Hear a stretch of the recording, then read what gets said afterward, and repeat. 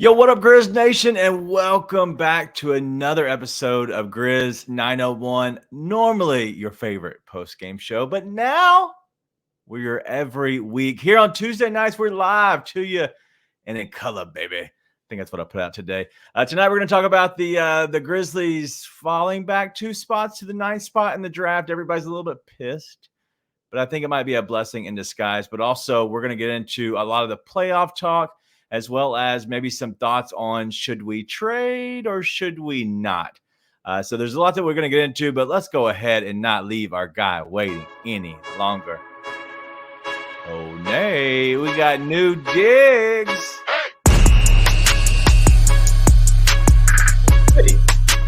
Hey, look at us. I'm going to look at it on my phone now, finally, that we're live. Oh, It's pretty. I like it. All right, Yeah. So in the chat, let us know. Do you like it? We're trying to do something different. So Kenny has blessed us with. We're trying to be a little bit darker on the outside, so we kind of, I guess, shine more and not. I don't know. It felt like it was more whitewashed and more old, like kind of kiddish. The so much teal. So I don't know. So let us know in the chat if you'd like it or not. The blessings rain from Brother Kenneth, thankfully. Oh, skinny Hey. Kenny now. That's not the only thing changing up. We're going with a little mezcal tonight. Look at this! Look at this, man. This is something that's woo. That's got some smoke to it, baby. Trying something a little different. It's in a very cute little glass too. I like it. Well, shout out to everybody that's in here already. King Meeks, Wayne from down under, baby, already here. Listen, we miss like the camaraderie of the family. And I don't know if we're going to change it to that, just being the family, but like, I feel like it was family. It still is family. And it's just not the same in the off season because not everybody's turning up for the actual games. And it's hard to get on a random Tuesday night that maybe you're not tuning in for the Grizzlies. And so we understand that we are very much, tied to the Grizzlies, but we also know that, listen, this is family. And so we know you're going to tune in sometimes live, sometimes not. So no offense at all, but we want to make sure we do say thank you when you are here. And if you got any questions, feel free to hit us up. We'll be more than happy to talk through them. But man, the draft, Nate, the draft. All right. So you first see that. And did you watch it live? That's my first question. Did you watch it live? I did. Did you? I did. I watched it live. That's shocking. No, listen, I've been we've had a little bit of a slowdown in the qualifiers as of late. So I've been able to watch a lot more stuff, which has been nice. By the way, Shogun, 10 out of 10 show. Been Really? as well. Really enjoy Shogun. Isn't Shogun more of like an anime kind of? No, Shogun is live action. It's on Hulu. There's a live action show. Yeah, it's like I think it's like going to be up for a bunch of awards. It's really good. Is it fantasy? It's fiction, if that's what you're asking. Maybe that's realistic fiction. Yeah, okay. We'll talk more about this afterward. We're already getting derailed. We're only 5 minutes into the show. No, so I watched it live and I felt bad because I was we got into the 10th pick, who I can't remember who the 10th pick went to, but was it the Spurs? They got the 10th? Doesn't matter. Whatever. 10th pick got announced, and I was like, all right, top 10. I said this out loud to my wife. I said, top 10, pretty much going to be happy. Would really like it to be under 9, but top 10. And then right as I said, like, for it to be under 9, my wife goes, you jinxed them. And like, I'm not kidding you, as she got the words out of her mouth, he held up the Grizzly sign, and she looked at me and she goes, it wasn't you. I didn't mean it. I was like, dang it. But it's okay. I was not considering self-harm. Unlike, I feel like some people may have been really devastated by it, but it's going to be okay. I actually don't mind the spot that they're in at all. All right. So it was the Jazz who I believe Jazz fell because the Hawks jumped up, and so did the Rockets, I believe, who jumped up. And then the Jazz were at 10, and then it goes Grizzlies, Spurs, Blazers, and then so on. So I thought of this guy as it got announced. So it's like Allen was so dedicated to the tank from like game 5. He was in on the tank, and it was like all that tanking to get the 9th overall pick. Right. Cracked me up. I literally thought of Allen as it got announced. That's funny. Yeah, and that's the thing is, like, that's what pissed me off is, literally we had to watch what we watched, and we end up getting we fall down 2 spots. We're not blessed, and so you feel like, you kinda got the short end of the stick, but honestly, like, this season was a one-off. It's a gap year in a sense.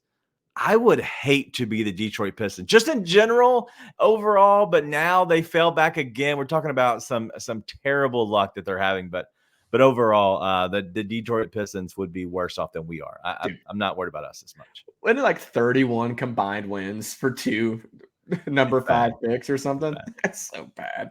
Yeah, listen, we're going to be okay. And honestly, I mean, we'll get into this a lot more, so I'll just leave it alone for now. But all right, let's go ahead and get into more of the lottery. And initial thoughts, obviously, on my end were it sucked, but it was a blessing in disguise, in my opinion, because I think the Grizzlies have a lot of options that they can go. And I think other teams can go in a bunch of different, various directions as well. But I think the Grizzlies are okay. But also, they don't have to pay as much to a 9th overall as they would maybe a 3rd or a 4th, 5th, 6th, whatever. Like, you don't have as big of a salary. But I also think that a 9th pick, top 10 pick, whatever, it's going to be a very good player. And so I don't doubt that at all. I just think that they have to make moves around the edges, and they go ahead and use this draft pick. I think you go and use this draft pick unless somebody presents themselves and says, hey, we'll trade you what you actually really want and what you're hoping you're getting in that pick. And we're going to go ahead and take that pick because we have a player that we love, or we see a player ceiling that honestly could be better off with our organization. Like, I'm okay with that.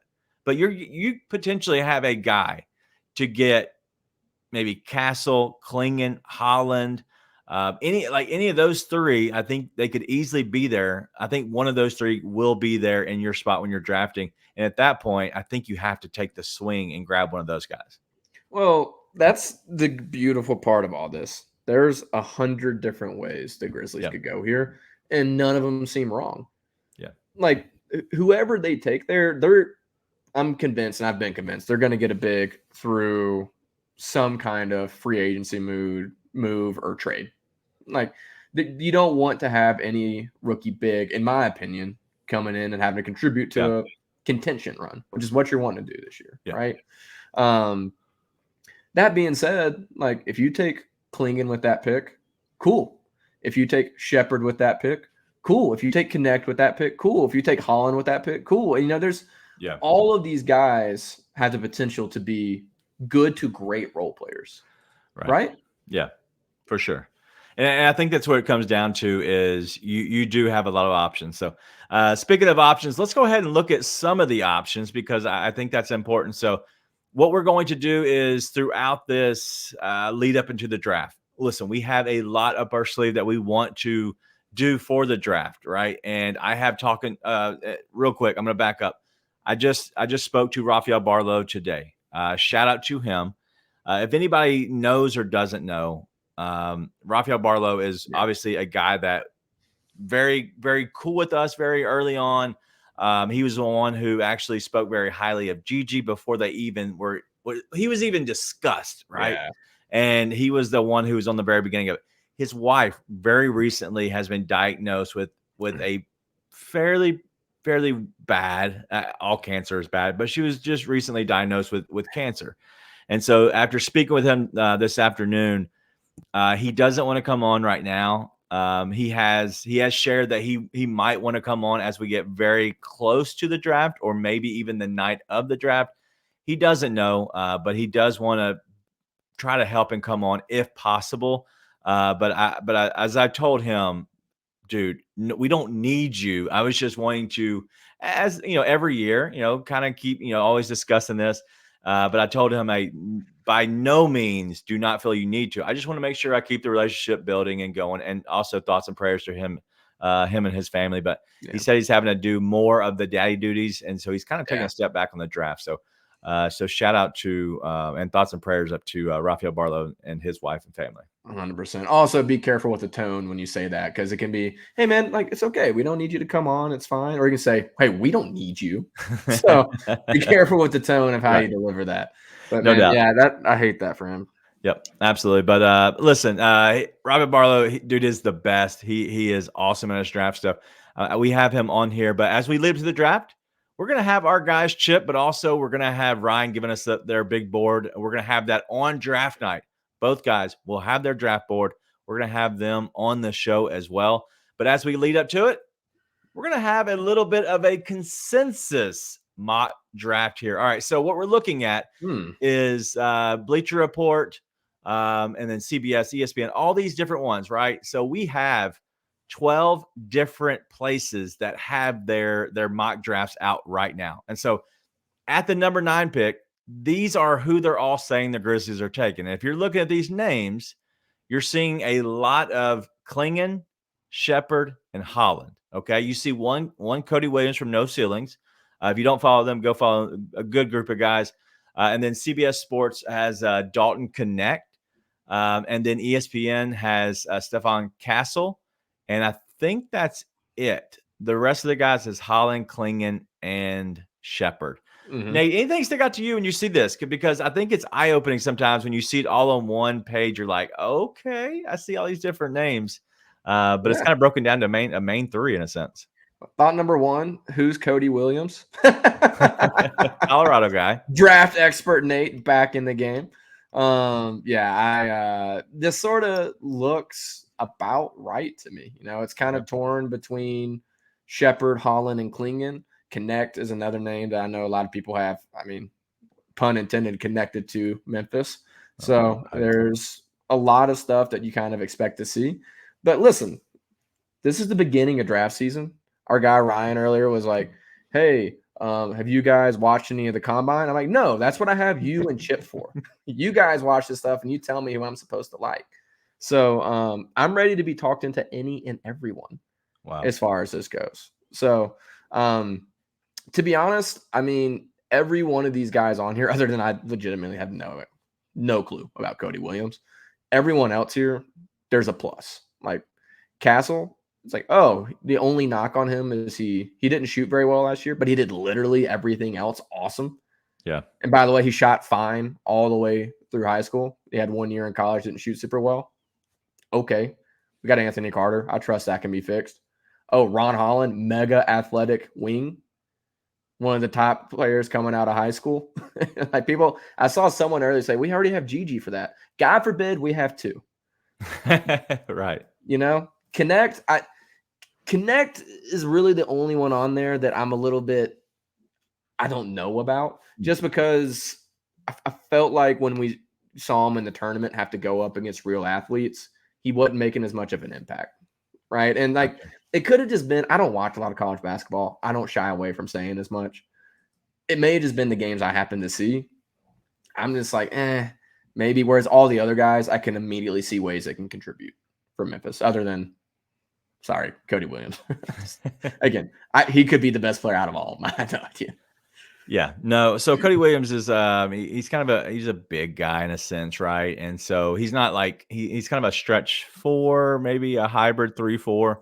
But really, honestly, I think he's fine. I think that's a little too high, in my opinion. But I'm curious of how all this goes, because I think we're going to see some change at the top. So just looking at this right here, you know, you're talking about, you know, 4 of the sites are saying they're projecting adding, you know, Hollins here, and as I think it's Wayne saying, you know, loves the idea of adding Ron Holland. I just think that Ron Holland gives you the ceiling that you're really looking for when you're looking at taking a swing on a draft. I really do think that you're talking about a guy who has the potential, was the number 1 rated player coming out of high school. He has all the different things and measurables and the measurables that you actually need. Right. What jumps out to me is the Reed Shepherd stuff. I think Reed Shepherd's great, but let's just be honest. When's the last time a top 10 pick white boy was good in the league? Like, seriously, when was the last time? Like, any idea? Franz maybe, and Chet, big guys. Yeah, there's 2 in like the past 2 or 3 drafts. You know what I'm saying? But they're not like amazing. They're good, but like those are also big guys though too. I know what you're saying, but dude, if you can shoot the hell out of the ball, I can find a way for you to play in the NBA. Okay, so I agree with that. I'm okay with Reed Sheppard as a general NBA player.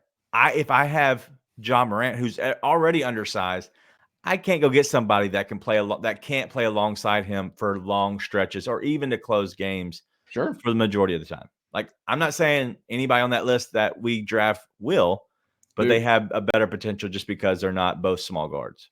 Yeah, but I mean, listen, he's also an athlete. Got tied for the highest vertical at the combine. Like it's one of those things where okay, maybe you're small, but you can shoot the hell out of the ball. And we're watching a guy like Dante DiVincenzo go play, and he's granted bigger than Reed Sheppard, right? Yeah, Obviously a little bit bigger, not a lot of bit bigger, but guys who are going to be nose for the ball, will defend, will rebound, will shoot. Now I don't know if Reed Sheppard's going to be any of that, but he's at least got one thing that any team could use, which is shooting. right. So again, and I'm not looking for something that's a major shift in this draft.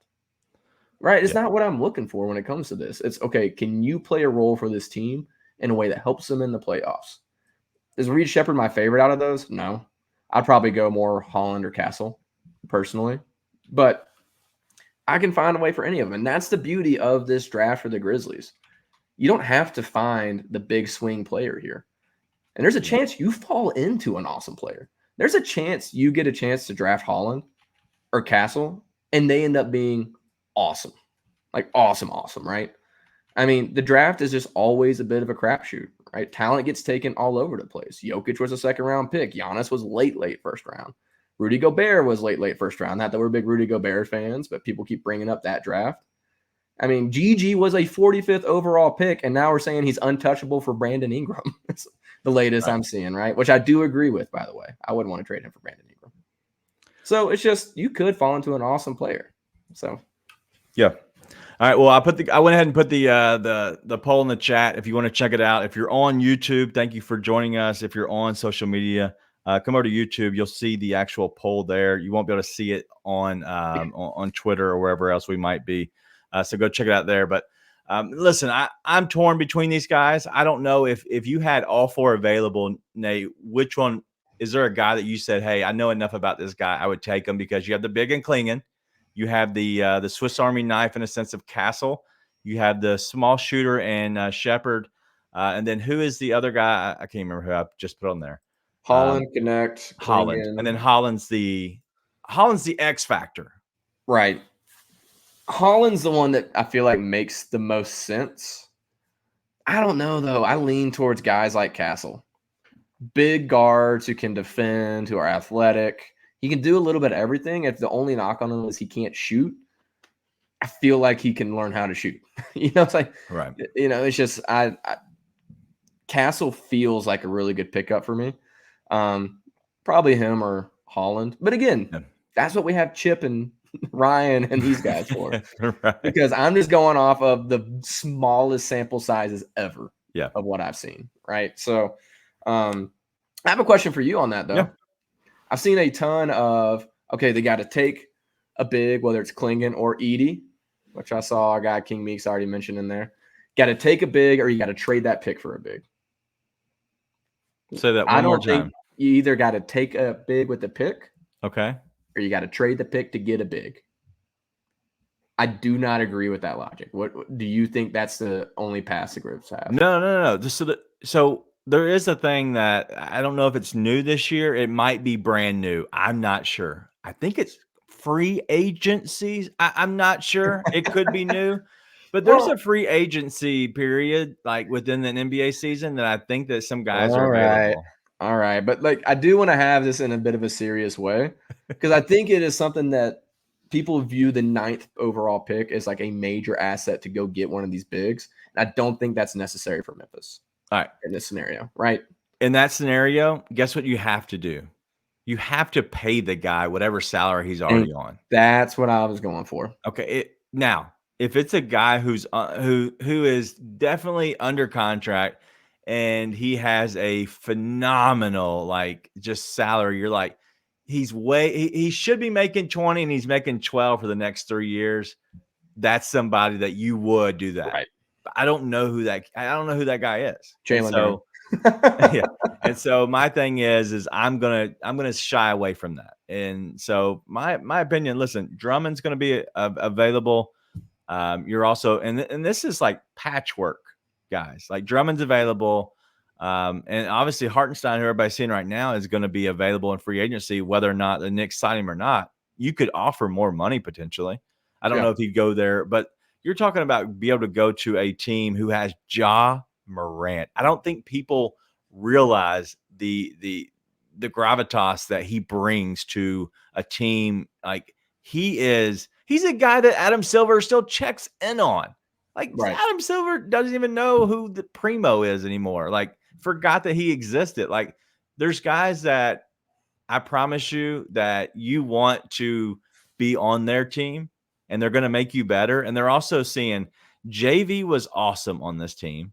And then we also then just saw our fellow brethren of Wayne Hunt, Steven Adams. He was on this team and was phenomenal. And then how bad they were this year without a big center. Yeah. You get into that position, you could even make more money after you leave the Grizzlies or potentially win a championship. Well, I would just be, and we talked about this a little bit already. If they take a big with the pick, I don't mind it, but No. I would be shocked and disappointed if they went in with a rookie big as the big they want to go with next to Jaren. I know there's a lot of Jaren at the 5 stuff. I think that's good in spurts, but overall, always is not the move. So I would be pretty disappointed in that. But there's just so many paths, whether it's signing a guy like Hartenstein or getting a guy like Drummond. Atlanta, there's no telling what Atlanta's going to do. Maybe you can go get Capella on the cheap. Like there's all kinds of things you could possibly do that I like as moves. So there'll be a lot more to talk about this, but there's just, I think the whole point of this conversation is there's 100 paths the Grizz can go down, and I don't hate any of them right now, unless they take. There's a couple of paths that I could probably hate, but I don't imagine they'll go down those. There's no desperation for the Grizzlies right here. No, and I'm honestly, everybody knows I'm a Duke guy, and I completely shy away from Kyle Filipowski. Like I am not in on him. I don't think he's going to be a good NBA player. I've said that from day one. He just doesn't. He does on paper he looks good, but on the court he just doesn't do it for me. He doesn't do the things I need in a big. He's more Santi Aldama in a sense, right? And I really think that Santi could give him a run for his money, especially the way Santi has grown. And honestly, Kyle Filipowski could be great, right? He could be great in the league, and he could grow up in a sense. But I just don't know if he'll grow up enough in this league to really just kind of carve out a big niche for himself.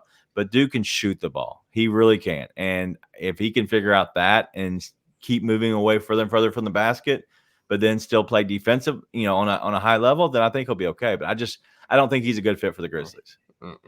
I'm good. Yeah. I'm good. All right. Anything else you got on the draft before we move on? Because we're going to talk about the playoffs and what's happening right now with the Knicks just taking it out on the Pacers at home. They're in New York, but we're going to talk about the little bit more. But anything else you want to hit on more Grizzlies related stuff before we move on to the playoffs as a whole? What do you think about Zach Edey? I got to ask. Yeah, I saw that from who was that? Is that King Meeks? Yeah, that's King Meeks is not a fan. We know King Meeks is not a fan. I genuinely don't know what to think about the guy. So that's what I want to ask you. Yeah. So, all right. So he has decent footwork. He's decent around the rim, right? But let's just be honest. Like he's going to be moved out further from the basket in the league, right? Yeah. So you have to be able to do something else besides just a nice putback dunks. Like he's going to have issues on the offensive end that he did not have in college, but that's not what I'm worried about. I'm worried about on the defensive end, because what's going to happen is whenever they want to and they want to pick on you, they're going to put you in every single pick and roll. And your guys have to fight through screens. They have to fight over screens. And your guys are going to be so annoyed with having to play with you because you're a drop big who honestly is dropping back further than normal. And we've seen the JV stuff, right? When he was in Memphis, we've even seen Adams. And they were taking advantage of. I don't know if anybody if everybody has short-term memory loss, but JV in the playoffs was getting just embarrassed. And I think that's what you're going to have with Edey. I think he's fine. If he's a backup big, I think that's a phenomenal role. I don't know if he's going to be drafted to that. And if he is, that's great for him. Well, obviously he's been the rage of Grizz Twitter in general, and then he had his quote where he connected himself to Memphis today that came out. Over that. I have the same worries. Like if we thought Adams was unplayable in the playoffs, then I'm very concerned on that end. But I mean, he's a big dude who has touch around the rim. There's things to like about him. I've always been kind of skeptical of if it'll translate. And so we'll see. I've been wrong other times. I thought Walker Kessler beat terrible, and then he was really good as a rookie. He struggled a little bit this last year, but happens to a lot of second-year guys. The only thing that I could care less about is him making a bunch of threes at the combine. I've seen Steven Adams and Ben Simmons make a lot of threes in drill scenarios. So not saying he can't do it, but until it happens in a game, I will not believe it. Do you know who is another guy who hated Walker Kessler, thought he should honestly probably go late into the second, was not very good, did not believe in him? Give you one guess as to who that might be. Ryan. It has to be Ryan. Ryan talked so bad about that dude where I was like, all right, listen, I don't know much about him. He went to Auburn. I know that. But there was not much I knew about him. And then all of a sudden he comes in and just like, now everybody on Grizzlies, all the fans want him on our team. I laugh at him every time about that. And that's the part of being a draft guy is you're going to get some wrong, but he's been right a lot of times. He told me this Oklahoma kid, he might be a little undersized, but he's 6'5", can handle the ball, dude can shoot the ball. He's a gamer, will go up and punch you in the face kind of guy. Like that's the kind of guy I want on my team. You know who that is? He plays with Lakers. Austin Reeves. Like he loved that kid. And he's a flopper now, but dude is a dog. Dude loves to be a gamer. So all right. So any other questions you have, let us know. But I do see Drew has one in here about the Hawks. And so the Hawks do have a big decision to make.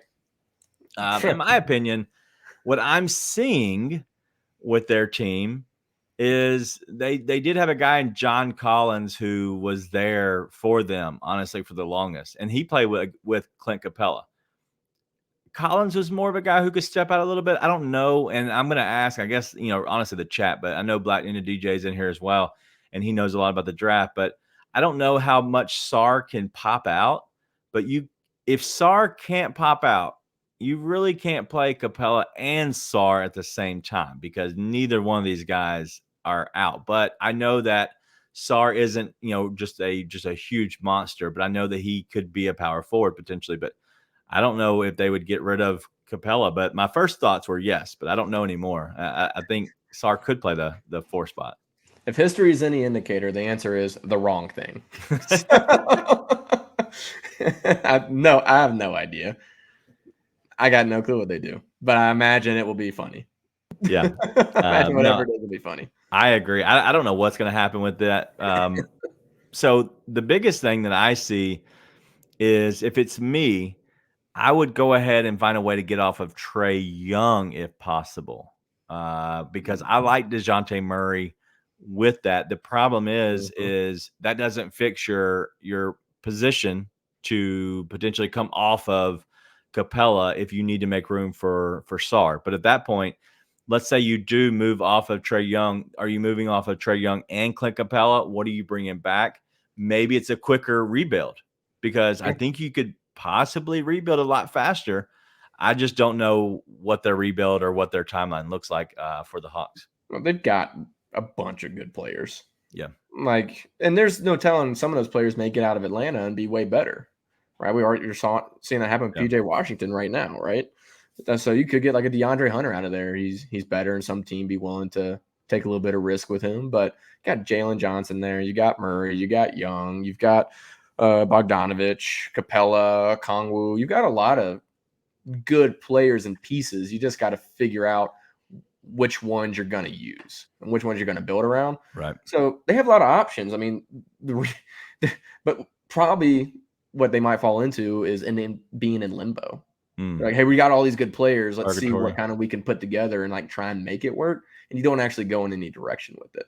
Yeah. And you could easily fall into that, especially if you keep Trey. Yeah. Right. Like there's, Trey Young is one of those dudes who he led them on that East Finals run, I'm not convinced he's not a gamer at all. I mean, it's not fun watching him play basketball because he is the product of the James Harden era. But at the same time, it's not like I think he's bad at basketball. It's just he's extremely hard to build around, I think. It's not one of those where he passes a lot. He gets a lot of assists. I think he can make his teammates better, but he doesn't always do that at the same time, right? It's kind of weird to find really impactful players to put next to him. Yeah. So I don't know. I think Murray's a better team fit, probably, just in general. Probably a little bit easier to fit pieces around him, but we'll see. Like I said, they've got some hard decisions to make, and I'm not convinced they'll make the right one. All right. So one, Blackney DJ, I apologize. Listen, I don't know. We're at Grizz 901 Live. If you want to message me there, if you can't there, I'm at Daniel Greer on my own personal one. If you can't there, then let me know. But it says that you tried and you couldn't. So who knows? I'll figure out a way to get in contact with you. I can give myself up if I need to. But I do have a question. All right. So we have this. We're going to go to the King Meeks one, right? All right. So I need y'all's opinion because we're trying to change some things on here, and this is the time to do it. And this is the family, right? We're all here. All right, Nate, I need your help as well. What looks better, right? So you have this one. I think it looks good. We're talking about the comment. I think the comment looks good here. It shows the name, the picture, and then in white, which I like. I like that the comment is in white, so it's I guess different than if we did this way. It's a little too bland. Yeah, I like the other one. Okay, and then this one's way too big. I like this the most, but it's just way too big, and it covers our logo. But maybe we might move the logo because then it's right in your face. We're all about the comment section. Maybe we move our logo out of the way a little bit. I don't know. We'll talk to Kenny about that as well. But I don't know if you see that. I just think it kind of is up big in your face, and I think if our show's going to be about the family, I really do think that we could promote a little bit more, and it takes room up on the screen. I think that might be good. I don't like the bubble. The bubble looks horrible. So it's either between you go classic and go big, or we can go small and keep it kind of blocky looking. We can keep it while we're on here. So it just depends on what the logo might look like. Pulling it out of the bottom right corner maybe and putting it somewhere else, because we could always put it up here. I don't know if anybody's still with us hanging out, but we could put it up here. But the problem is I can't move that, and we'd have to make some adjustments with our branding as well. So there's different ways we could do it. And so it looks like we're getting a thumbs down. So we're going to move that one off. But we could move the logo if we want to do the other one. But if not, we can keep it as is. So either way, I think we can, whatever. It's pretty. It's pretty, Daniel. Don't worry. It's pretty. I agree, but I figure this is the time if we're going to make some changes. That way I don't have to bother Kenny for the rest of once the season starts. I'm like, hey, bro, we're good now. We good. Don't need chat. Daniel needs someone to tell him he's pretty. Someone in the chat tell Daniel he's pretty. Give him some affirmation here. Real quick, Edie is the beat 2.0. 100%. All right. All right. So let's go ahead and take a break. And then when we come back here, we're going to talk all about the playoffs. We have a lot to hit on. And I have a play. What time does this game start? A few minutes. I have a play. If you're a betting person, I got a play I'm going to give you right when we get back. So stay tuned. Holy cow, Minnesota Timberwolves. It was the best defense that I have seen in an NBA game since I can remember. They were all up in their ass in that game. I mean, defensively swarmed, never gave second chances. Took advantage of every turnover. Yeah. I mean, to take the challenge that they took on the defensive side and offensive end, why did they come out like that in game 2? It's because they have an absolute mercenary on their team, and Anthony Edwards. Bro doesn't care about, ain't no friends, I don't care what your status is, I'm coming at your neck. And because he's that way, every other player on there is that way. Mike Conley got handshakes. Yeah. Did you see that? Mike Conley, handshakes. What? Yeah. We couldn't get technical fouls from them. No. Tune in to the Night Court Podcast with your hosts, Rob Fisher and Brevin Knight, on the Bluff City Media YouTube channel.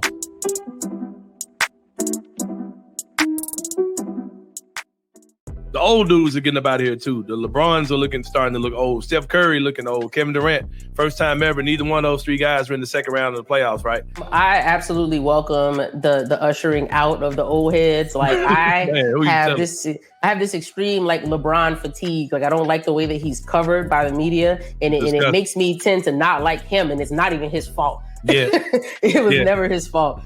And so moving forward with the new faces of the league, like your Ja Morants and your Luka Doncic's and Anthony Edwards could be part of that conversation. But does the league want to like put him on? Because they're gonna market whoever they want to market, right? And I feel like he's very marketable, but for some reason it seems like the league not leaning into it. Because they know it's a clown. They know it's a clown inside.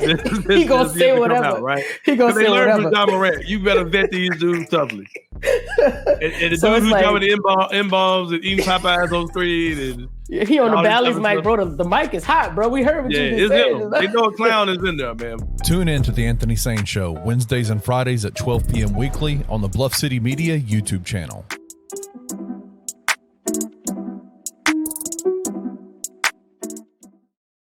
Yo, welcome back to the Grizz 901 live here every Tuesday at 9:01 here Central Time. I am Daniel. That is Nate. Listen, we have a rest of the show planned, which is all about the playoffs. One play I have, if you're a betting person, want to put this in because the game does start for another 4 minutes. But he's a guy that's off of the bench, so the number might go up even more. But don't wait because sometimes they will lock it out. So my only play on this game is Justin Holiday over 1.5 3-pointers at plus 154. So if you want to play it, feel free, go after it. It'll be it'll be the play that you can honestly just kind of have fun with all night because it's just 2 3-pointers. But the thing is, he's hit 2+ in the last 3 games, and he's hit 9 total 3-pointers in the last 3. So you're talking about a guy who's feeling good. He's obviously Denver playing well. He's at home now. So I expect this to be a hit for myself. So that's it. All right. I am on quick fingers on that one. Yeah, that's all right. I did. Hey, and tomorrow night I'm going to give us that on the show. So hopefully I don't get in trouble for this. But I do have a play on the show in the morning. This is one of my 2 plays. But I'm going to give Kyrie Irving over 5.5 assists. It's minus 120 on DraftKings right now. But he's crushed this line, and I've even laddered him up to 7 and 8. So if you're interested and you're a betting person, go ahead and go crazy and hit some Kyrie Irving assists because Luke is obviously hurt, injured, and then Kyrie, he likes to pass, dish the ball early in the game. All right, let's go ahead and go to the actual NBA playoffs. And so, Nate, let's go ahead and talk about the game that just went off, and that is the game that we're going to watch and we're going to obviously cash with. Nate, we got the Denver Nuggets and the Minnesota Timberwolves. Cat finally hit a 3. It's 5-4 currently at the moment. Thoughts on this series because neither team has won a home game. Dude, it's goofy. It's been a weird series. I mean, it's one of those where we came on and I think we did a good job of not sitting there and saying, hey, the Nuggets are dead and buried. But at the same time, we're like, I wouldn't be putting much money on them to win the series at the same time. And then you come here and it's like, okay, well, what's going to happen? Right. I have no idea. I mean, it looked like the Nuggets got woken up when they got to Minnesota. Yeah. But I'd imagine that Minnesota also wakes up now that they had a chance to go up at least 3-1, and it's now tied. And home court advantage goes back to Denver. Right. So I think we'll see a much more engaged Timberwolves team here, but I think we'll have an equally engaged Nuggets team. I think both teams feel like their backs are still against the wall. Like pressure's on both teams to win this game, I think. So see, I disagree with that. I really do think that this is a runaway for the Nuggets rest of the series. Really? I do. Because why? So if you look at what happened in this series and the reason the Nuggets lost the second game, the first game, obviously, you have the Minnesota Timberwolves play really well, and I think they played probably their best game they played maybe all season. And then you have the second game, you have Rudy Gobert go out the day of the game, hours before he announces that he's not going to be there at the game. He's going to actually go and be the I guess the birth of his son. I believe it was his son. And then what happens then is that's the adjustment from the Minnesota Timberwolves is they adjusted and Denver just got punched in the mouth and could not do anything. And I think that was the adjustment that they got on their heels. And then, you know, honestly, it's a team that won it last year, right? They need a little bit of motivation. After getting punched in your mouth, kind of getting embarrassed, they go to Minnesota and win 2 games. And I think now they know how to play against them when you have Gobert and Cat. Unless Minnesota can make an adjustment, I think that this is a Denver. The next 2 games they win. They win 4 in a row. Well, and Mike Conley's hurt, which I didn't realize. I knew he was questionable. I didn't realize he was out. I sort of forgot about that. That's a big blow for Minnesota. He does a lot for them that goes unseen. Not to mention if he hit threes at the clip he hits it with the Wolves, with the Grizzlies. Right. They beat the Warriors. So it makes me sad every time. Yep. But yeah, I would still, at this point, I'd flip. Like, I'd probably bet on Denver to win the series at this point. I did not think they were going to turn it around that much and win 2 in Minnesota. Yeah. Runaway, though, I don't know, man. I still think it's going to be competitive. Like, if you say they win the next 2 games, I wouldn't be shocked. I would be shocked if they just blow it out the next. So, yeah. I'd be super shocked, actually. I'm curious, man. I just think that I think these teams are going to I think show their true colors. And I think tonight is going to be very telling of who wins the series. And I know that's probably the dumbest statement you could ever make. But it's down to a 3-game series. You have 2 games in Denver with altitude. They do have 2 days off after this game, I believe, if I'm not mistaken, looking at the schedule early on. And so I do believe that they can catch their breath a little bit. Listen, late into a series, if you can get a double days of kind of nothing going on, that really helps you. And so that's what I first looked at is can somehow Denver win these games, and then you can catch your breath, and then you go give it everything you got in that last game, which honestly helps Minnesota too. They're going home. We could see a complete flip, and it would be funny if no home team won the first 4 games and then every home team won the last 3 games. It would be funny. Yeah. I mean, we'll see. It's been a lot of fun to watch it go back and forth. So I'm enjoying it. It's been a good time. I obviously want Denver to win, but I've been really impressed by Denver. That's to get punked like that and go down 0-2 and then come back 2-2 is impressive, regardless if you're the defending champs or not. Absolutely. It is impressive, and I think that they're showing a little bit of what they're all about. All right, let's go ahead and go to the Pacers and the Knicks. That game just happened, and so now we have the Knicks. They went up 3-1. Is that right now? 3-2. 3-2. That's what I meant. 3-2. Yeah. And so now you have 2 games left. Yeah. Can they somehow not play 45 minutes in a game and still win? I don't think they can. They have to play 45 minutes, but they could end up playing the 45 minutes and win. I don't know what's going to go on in that series, man. It's been confusing. Each team could easily have gone up 3-1 to start the series. Like, there's so many things that could have flipped a couple of those games. So it's been an intriguing series, to say the least. My main thing out of that is, one, Jalen Brunson is the best Harden-esque player out there. That dude is amazing at basketball and falls down a lot. Yeah. I feel comfortable saying both things. 2, Daniel, it took us about 2 years, but the Deuce McBride agenda is finally taken off. I saw that today. Dude, it's been 2 years. For anyone who doesn't know this, I have been on Miles McBride since he was at West Virginia. I have loved him since college. And I was like, you can go back in my tweet history, and then there's 3 or 4 tweets. I'm like, can someone just get him out from under Tibbs so he can actually play? Because he's going to be awesome when he actually plays. Lo and behold, he's actually playing, and he's awesome. Still for Tibbs, but playing awesome. I love seeing that. So that's my main takeaway from this series. Good old Deuce. Deuce. McBride. Deuce McBride. I like him. I think what we're seeing this last 2 games, we're seeing a blowouts on both ways. I'm curious what happens in this next game. I think with how this series is going and how many minutes they're playing, if for some reason it's not looking good, or maybe Denver comes out with their hair on fire, you could see Tibbs throwing the white flag and say, "All right, we're going to go back home and we're going to just play or their hair on fire the last game and play every single minute." Yeah. I mean, to be honest, the way they're playing, you kind of want it to end as soon as possible. So you can rest a little bit. Because guess what? The Celtics actually, the way that series has been going, you never know how long that series is going to go. They might just screw around and let it go 6. Oh, I think it's Dunzo tomorrow. It should be. But, I mean, with no Mitchell, no Allen, and no LeVert now, I think there's no reason it shouldn't. But, dude, like, there's no reason that game should have been within 4 points. Yeah. The other day, I turned that game off and started watching, I think, Shogun.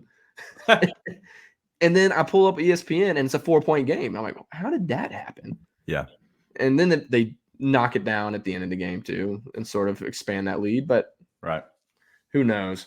This game, though, I mean, because if you don't win the next game, those guys might be too gassed to play well in a game 7. That's the issue. Is like You know? I don't know. Either way, whoever wins the series, it's been fun. I could care less who wins the series. Yeah. I guess I want Miles McBride to hit the series winning shot. That's about all I care about. Now that he's starting for sure. All right, let's go ahead and go to we're gonna go over this one very quickly. We're gonna get back to the West and Cavs and Celtics. So many injuries. I don't see any reason that they keep this thing together, just as you're, I guess, hinting at here. I don't think there's any chance that we see the Cavs as the Cavs next year. And so we'll see. Maybe a blow up. So it won't be a blow up, but they'll have to rearrange big time. They need to get a haul for Donovan because that's not going to work long term. They're never, even if he wanted to stay, which I doubt he does, they're not going to win a championship with the current roster they have built. Right. It's not good enough. Yeah. You know, so they need to augment around Garland. They'll probably get rid of Allen. If I had to guess, they'll get rid of Allen just because we've seen Mobley be so good without him at this point. Yeah. So, hey, possible benefactors of that. Memphis Grizzlies. Call me, baby. Call me. But I imagine that's pretty well done with there. Yep. That's all I want to talk about that one. All right, last one. Thunder Mavs. I think this is one of the better series. I think it's showing a lot of negative connotations or negative light on Luka. You know, old cheeseburger boy. He complains. He's a hamburger. He's just angry and eating. That's all he is. The only thing that's shown about Luka is what we already know, which is that he constantly bitches and moans. Like that is the Luka way. Forgive me. Complains a lot. That's what I meant to say. Like that is the Luka way. Like we know this. He's still amazing at basketball. He's still the best player in that series, but I mean, he's playing on like one knee and one ankle right now. You know, he's clearly not right. Yeah. So he complains a lot, but he's always complained a lot. Yeah, for sure. So is what it is. Yep. Kenny's got a big question in the private chat to Nate. I hope you enjoy that. But I will say that that's Adam. I love Luka, but I don't love him anymore. I guess I loved Luka, but I don't even like.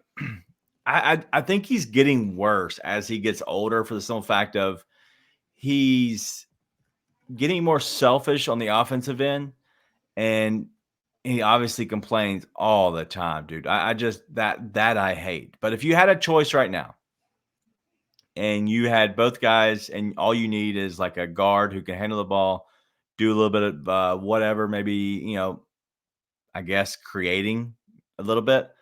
If you had both Luka and SGA available, no money involved, you're just playground basketball, who would you actually pick right now?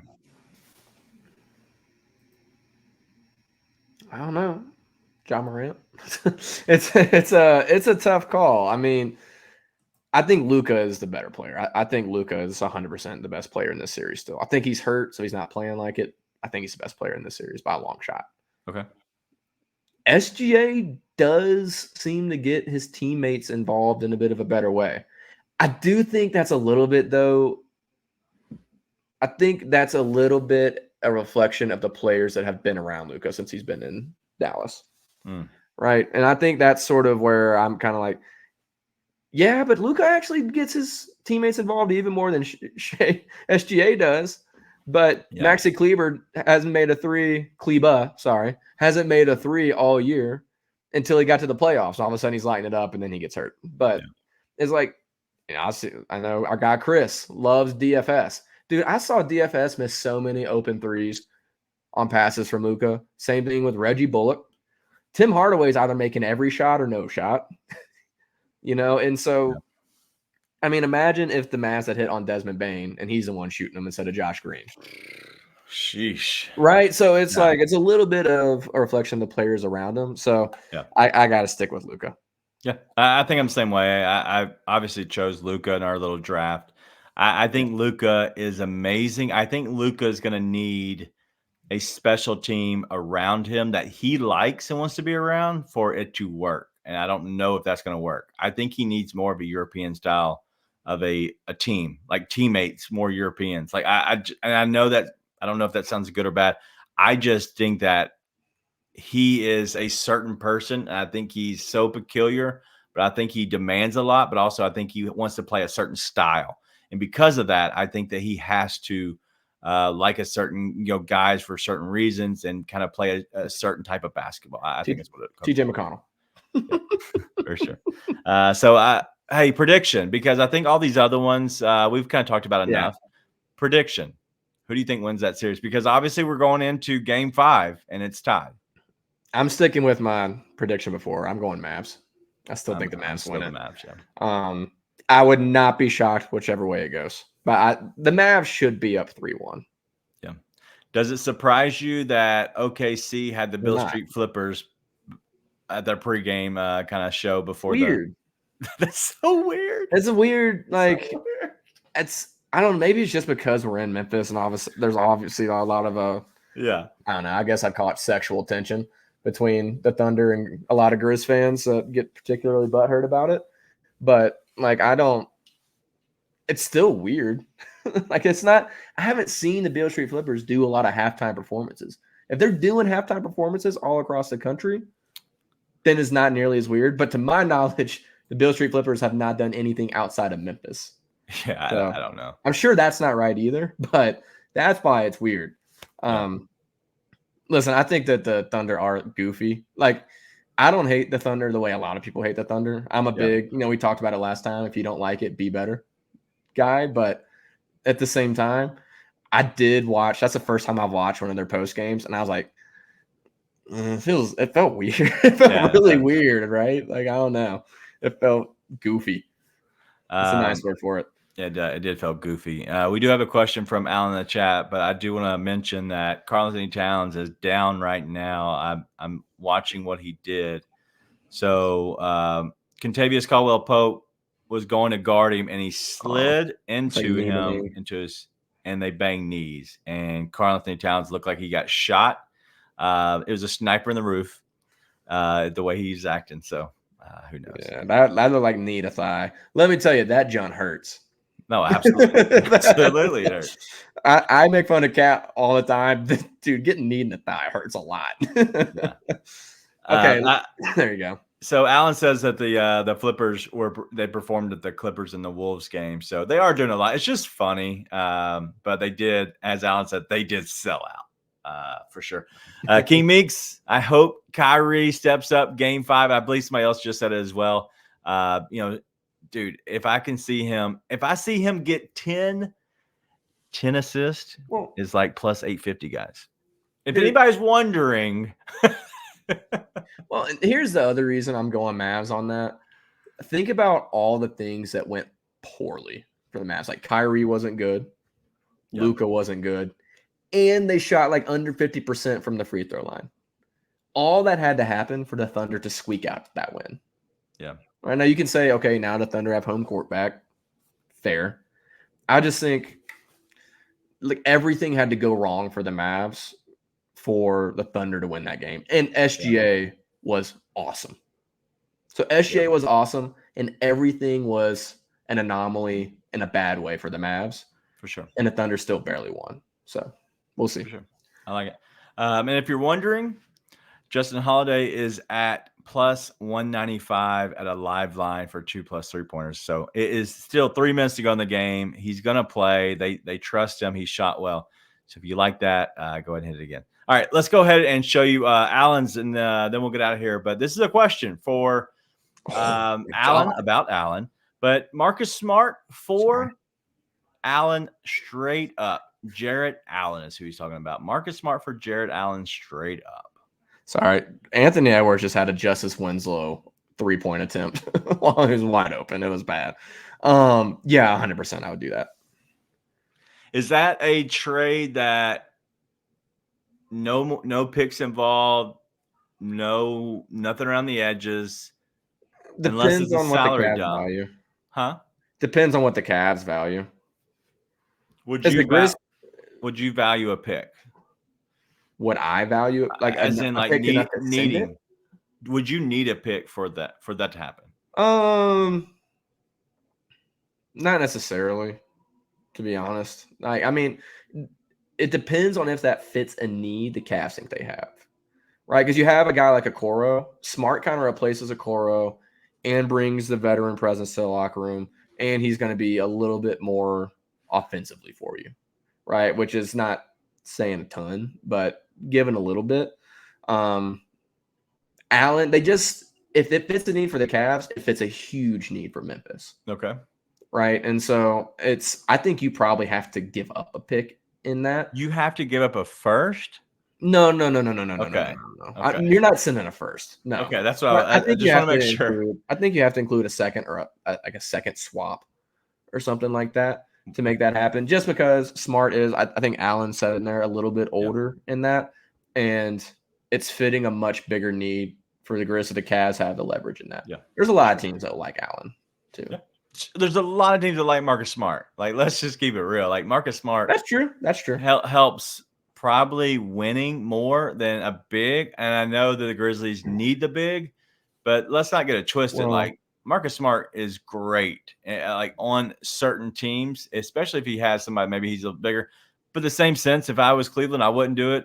Unless you're getting rid of Garland, I don't want Smart next to Garland. That doesn't make sense for me. That's sort of where I land in there. But that's on them. If they value Smart, then yeah, who cares?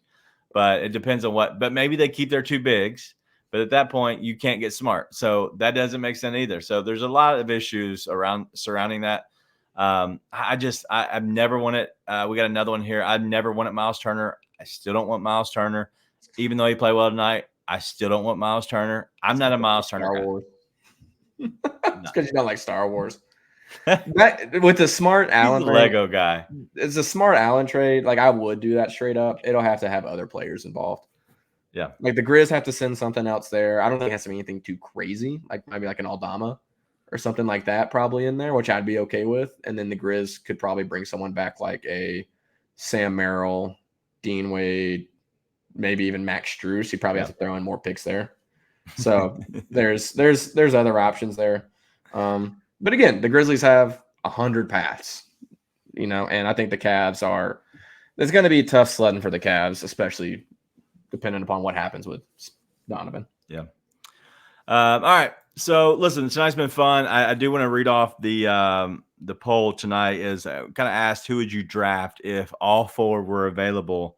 Klingon, Holland, Shepard, or Castle, and overwhelmingly 54% for Klingon. Yeah, I forgot about the obsession with bigs. Yeah, and Holland is 31% in second. Then you have 8 and 8 for Shepard and Castle. Listen, I don't. If all four were there, I would probably go after Castle right now. Just because he's more of a proven guy, and Holland is the upside play that I think the Grizzlies could take. But I really think that they could they really could benefit off of Castle. The problem is is he good enough to play and shoot? Like the biggest thing is his shooting. If it picks up. I got a question for you. Yeah. I'm not sure if you know this or not. Do you know his wingspan? Castle, I don't. Plus wingspan. Do you even know that? It did come out today. God, somebody, I don't know if they sent it to me. I don't think Ryan sent me that, but I think he actually did send in our chat that we have. That Wasserman, I think it was Wasserman that sent it out, that they had messed up on his actual wingspan and his height and all that kind of good stuff. But I can't find it now. If he's got a plus wingspan, I'm in. I think I'm in on Castle. Oh, Agile. Are you okay? It looks like your entire world's coming down. Is it? I heard you say, "Oh," and then might have been me. But if he's a big guard, long wingspan, can defend, can pass, can create, can play make, he can learn to shoot, dude. Yeah. Like, if you give me a second, I'm trying to go look at their measurables right now. I don't think I don't think they're available just yet. Oh, they are available, ladies and gentlemen. They are available. All right, so let's talk about Devin Carter real quick. We'll go back to the draft. Pop-up video. All right, so do you remember that show? Reggie Jackson died. Sorry, no, I wasn't listening to you, but I didn't know it anyways. All right, let's go through them real quick. And so don't worry about hand. Do you care about hands? I don't care about how big they are for the most part. No. But we do have the height without shoes, which is big. I've learned that about Ryan, and then the standing reach, and then the wingspan. And so we're looking at all these. So Devin Carter, he's 6'2", roughly 6'2", without shoes. And then he's 8'2" with a standing reach, and then his wingspan 6'8", 7'5". Castle 6'5.5" without shoes. That's big. Mm-hmm. Then an 8'6" is a standing reach, and then a 6'9". So roughly, so if you're looking at Devin Carter is roughly a much bigger wingspan. Devin Carter's 193 pounds right now, and Castle's 210. So if you were looking at both those guys together. Let's talk about this guy. I like that. Klingon, 7'1.75" without shoes. 9'7" is his standing reach. So he's three inches short of the rim. I'm sorry, 5. And then 7'6" and 3/4 is his wingspan. All right, let me. It's gross. God, I never had a chance. Robert Dillingham, everybody's on him. He's 6'1" without shoes, 6'3" wingspan. Yeah. Zach Edey, 7'3" and 3/4 without shoes, 9'7" again standing reach, and then a 7'10" and 3/4 is his wingspan. Who's another guy? All right, so this is one guy that I've talked about. 6'10" and 3/4 is okay. So 6'10", 3/4 is Kyle Filipowski. 8'11", so you're talking about 8 inches different in the standing reach. Kyle Filipowski and these other guys. And then 6'10.5". And we just said Zach Edey has a 7'10", foot less for Kyle Filipowski in his wingspan. Yeah, I'm good. Yeah. And you're only 4 inches shorter, I believe. All right. Ron Holland, 6'6.5", 8'8", standing reach, and 6'10.5". Huge. Ron Holland is his wingspan. And then I think that's it. Bronny James, 6'1.5". David Jones, 6'3.5". Don't Connect, 6'5.5". He's been pretty big. And then 6'9" wingspan. I like that a lot. And I think that's all the guys we've talked about. So Reed Shepard, 6'1 and 3/4, 6'3.5" is his wingspan. So anything else stick out to you that you was like, oh my God, that's big. So yeah. Black Ninja DJ saying I'm good on Dillingham Filipowski. Yeah, I mean, it comes back to the same thing. I think any of those guys we talked about earlier are a win. I think Holland or Castle are probably the biggest wins. Probably Castle or Holland. As of right now, again, I'll listen to all these other smart people tell me what they actually think. For sure. And it's Black Ninja DJ saying Devin Carter sneaky pick for me. I think Devin Carter is the trade down that they would do if for some reason their guys that they really love isn't there at 9, if that makes sense. So if you get to the 9, you're like, we had 4 guys that we wanted, and these other guys that fell, there's a reason they fell, like, whoever, Shepard or, Dillingham, whatever it might be, they fell to you.